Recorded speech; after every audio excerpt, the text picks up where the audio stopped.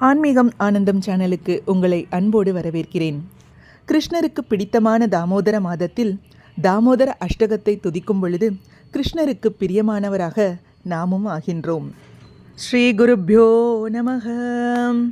நமாமீஸ்வரம் சச்சிதானந்தரூபம் லசத்குண்டலம் கோகுலே பிராஜமானம் யசோதாபியோலூகலாதாவமானம் பராமிருஷ்டமத்யந்ததோ திருத்ய கோப்யாம் ருதந்தம் முகுர்நேத்ரயுக்மம் ருஜந்தம் கராம்போஜயுக்மேன சாதங்கநேத்ரம் முகுஷ்வாசகம்பத்ரிரேகாங்ககண்டஸ்திதக்ரைவ தாமோதரம் பக்திபத்தம் இதி திருக்ஸ்வலீலாபிரானந்தகுண்டே ஸ்வகோஷம் நிமஜ்ஜந்தமாக்யாபயந்தம் ததீயேஷிதாக்ஞேஷு பக்தைர்ஜிதத்வம் புனః பிரேமதஸ்தம் சதாவிருத்தி வந்தே வரம் தேவ மோக்ஷம் ந மோக்ஷாவதிம் வா ந சான்யம் வ்ருணேகம் வரேஷாதபீஹ இதம் தேவ புர்ணாத கோபால பாலம் சதா மே மனஸ்யா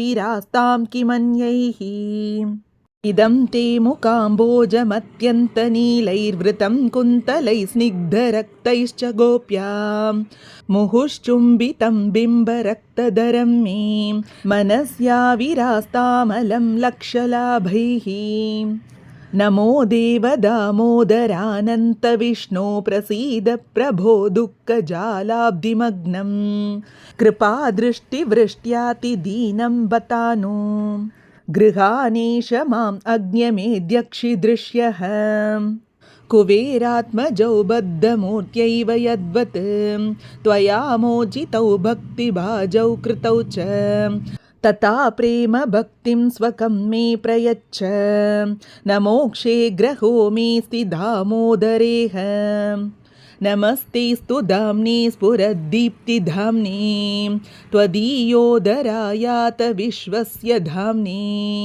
नमो राधिकायै त्वदीयप्रियायै नमोऽनन्तलीलाय देवाय तुभ्यम् इति श्रीमद्पद्मपुराणे श्रीदामोदराष्टकं सम्पूर्णम्. सर्वं श्रीकृष्णार्पणमस्तु. हरिः ओं. श्रीगुरुभ्यो நமः.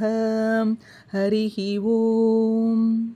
இந்த தாமோதர அஷ்டகம் பத்ம புராணத்திலிருந்து எடுக்கப்பட்டு நாரத முனிவர் மற்றும் சௌனக ரிஷியின் உரையாடலில் சத்யவிரத முனிவரால் பேசப்பட்டது.